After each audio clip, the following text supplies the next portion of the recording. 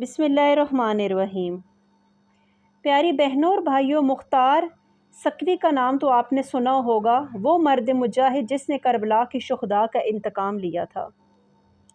اسلام کی تاریخ میں بعض شخصیات ایسی ہیں جنہوں نے حق و باطل کی کشمکش میں فیصلہ کن کردار ادا کیا۔ انہی میں سے ایک عظیم نام مختار بن ابی عبیدہ سکوی کا ہے، جنہوں نے واقعہ کربلا کے بعد ظلم کے خلاف علم بغاوت بلند کیا اور حضرت امام حسین علیہ السلام اور ان کے ساتھیوں کے قاتلوں سے بدلہ لیا۔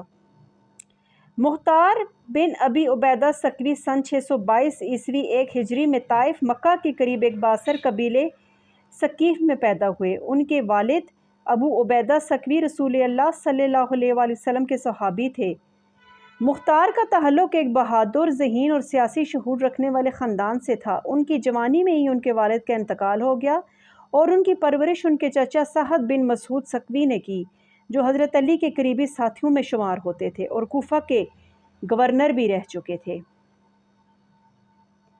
حضرت امام حسین نواسۂ رسول صلی اللہ علیہ وآلہ وسلم نے جب یزید کی بیعت سے انکار کیا تو انہیں کربلا میں شہید کر دیا گیا۔ ان کے ساتھ 72 جانثار بھی رائے حق میں شہید ہوئے۔ یہ ایک ایسا ثانیہ تھا جس نے اہل ایمان کے دلوں کو چیر کر رکھ دیا۔ اس وقت مختار سکوی قید میں تھے، وہ کربلا میں موجود نہیں تھے، مگر ان کے دل میں امام حسین علیہ السلام کی محبت اور اہل بیت سے والہانہ عقیدت تھی۔ قید سے رہائی کے بعد انہوں نے عہد کیا کہ وہ ان مظلوموں کا انتقام لیں گے۔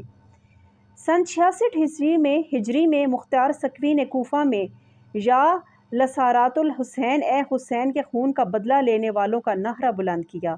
انہوں نے کوفہ میں ایک طاقتور تحریک شروع کی جس کا مقصد کربلا کے قاتلوں سے بدلہ لینا تھا، اور انہوں نے یہ اعلان کیا کہ وہ حضرت امام محمد بن حنفیہ حضرت علی کے بیٹے کے نمائندے کے طور پر قیام کر رہے ہیں۔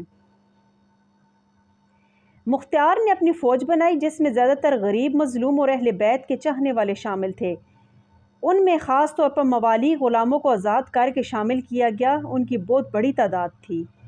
مختار نے نہایت عقل مندی اور جنگی مہارت سے ایک ایک کر کے ان تمام افراد کو قتل کیا جو کربلا کے سانحہ میں شریک تھے۔ ان میں چند مشہور جو مجرم تھے ان کے نام یہ ہیں۔ نمبر 1 پہ آتا ہے عمر بن سعد۔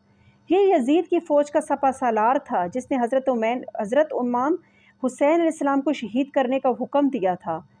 مختار نے اسے گرفتار کر کے قتل کر دیا۔ دوسرے نمبر پہ شمر بن ذوالجوشن ملعون آتا ہے۔ یہ وہ بدبخت تھا جس نے امام حسین کا سر تن سے جدا کیا۔ مختار سکوی کے سپاہیوں نے اسے بھی مار دیا اور اسے جہنم واصل کر دیا۔ حرملہ بن کامل، جس نے حضرت علی اصغر امام حسین کے 6 ماہ کے بیٹے کو تیر مارا تھا اور اسے بھی مختار نے پکڑ کر جہنم واصل کر دیا۔